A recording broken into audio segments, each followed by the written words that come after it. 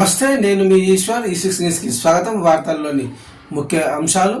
Telangana BJP రాష్ట్ర అధ్యక్షుని ఎన్నిక క్లైమాక్స్కి చేరుకుంది.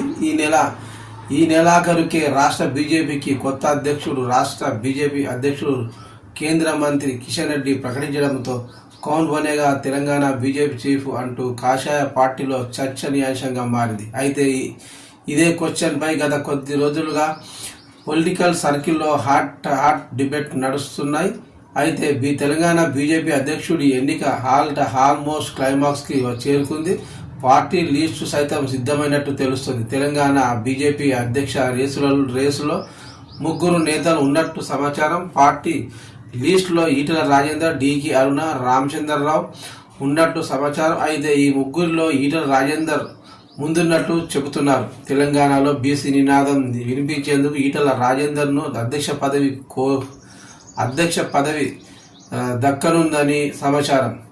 సుదీర్ఘ రాజకీయ అనుభవం కూడా ఈటెలకు ప్లస్ పాయింట్ అవుతుందని చెబుతున్నారు. అయితే పార్టీ షార్ట్ లిస్ట్ ఉన్న పేర్లను పరిశీలించిన తర్వాత త్వరలోనే ఆ కొత్త అధ్యక్షుడిని మోదీ, అమిత్ షా ఫైనల్ చేయనున్నట్లు తెలుస్తోంది. బీజేపీ పార్టీలో మహిళలకు 33% పదవులు ఇస్తామని, స్థానిక సంస్థల ఎన్నికల్లో అన్ని స్థానాలకు పోటీ చేస్తామని అన్నారు. తెలంగాణలో ఎవరితో పొత్తు ఉండదని, బీజేపీ ఒంటరిగా పోటీ చేస్తుందని కిషన్ రెడ్డి స్పష్టం చేశారు.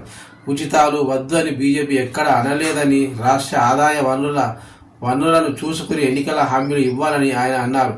హైదరాబాద్ మెట్రో ఫేజ్ 2 నిర్మాణానికి కేంద్ర సహకారం ఉంటుందని కిషన్ రెడ్డి వెల్లడించారు.